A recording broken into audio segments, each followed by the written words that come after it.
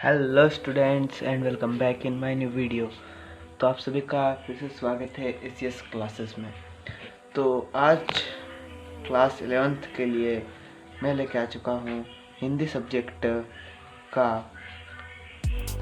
काव्य खंड का कबीर वाला पद, जिसके हम यहाँ पर क्वेश्चन आंसर यहाँ पर आप कवर करेंगे। ये यहाँ पर आपको कॉपी कंप्लीट करने में आपको आसानी हो, तो आपका समय बर्बाद ना करते हुए वीडियो को स्टार्ट करते हैं।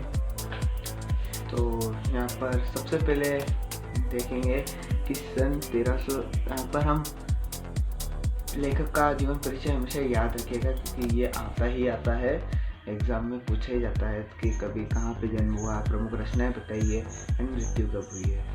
ठीक है, तो आप यहाँ पर इस बात को आप दिमाग में फिट कर लीजिएगा कि यहाँ पर जीवन परिचय हमें याद करना होगा।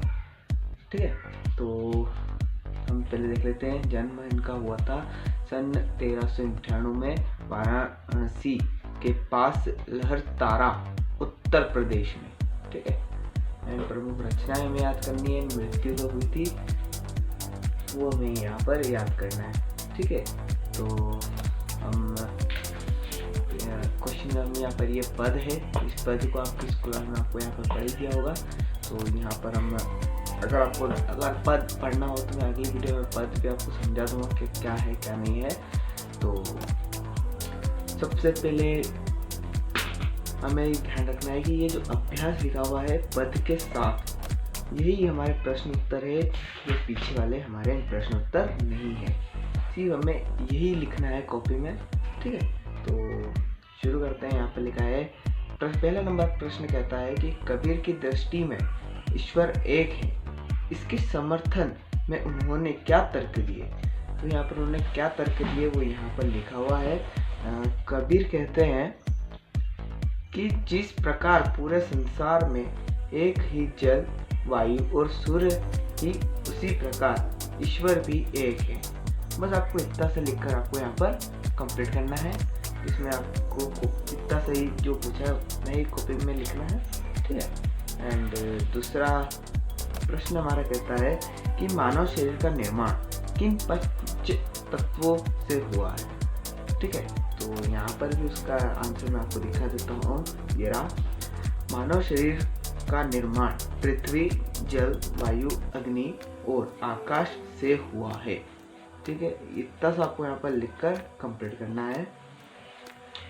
एंड तीसरा नंबर हमारा कहता है, 2 मिनट।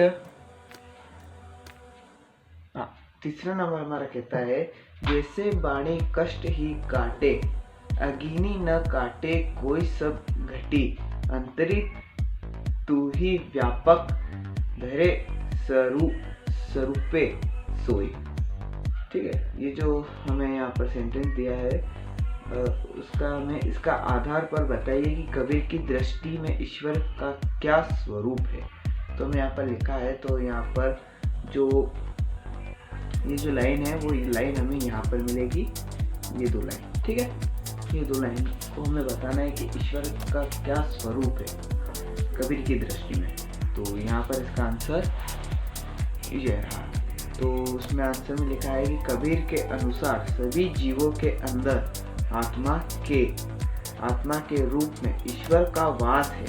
ठीक है, जिस प्रकार लकड़ी के अनेक टुकड़े होते हैं कि उसमें मौजूद अग्नि नष्ट नहीं होती, उसी प्रकार शरीर के नष्ट पर भी आत्मा नष्ट नहीं होती। यहाँ पर आपको इतना सब लिखकर कंप्लीट करना है। एंड दूसरा प्रश्न देखते हैं कि कबीर ने अपने को दीवाना क्यों कहा है। ठीक है, जो लेखक है उसने अपने आप को दीवाना क्यों कहा है, तो इसका आंसर यहाँ पर आपको मैं प्रोवाइड करा देता हूँ। तो ये रहा इसका आंसर। तो कबीर ने संसार की मोह माया की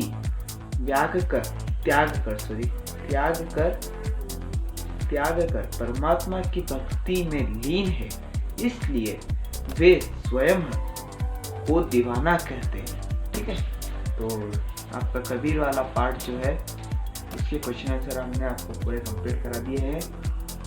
तो अगर वीडियो पसंद आए तो लाइक सब्सक्राइब ज़रूर से करिएगा। एंड आपको मैं गद्य खंड का भी पार्ट 1 के क्वेश्चन आंसर आपको जल्दी से जल्दी प्रोवाइड कराऊंगा। तो मिलते हैं अगले वीडियो में, जब तक के लिए bye, good night, good morning, जो आप जिस समय आप वीडियो देख रहे हैं, ठीक। तो मिलते हैं अगले वीडियो में, जब तक के लिए बाय।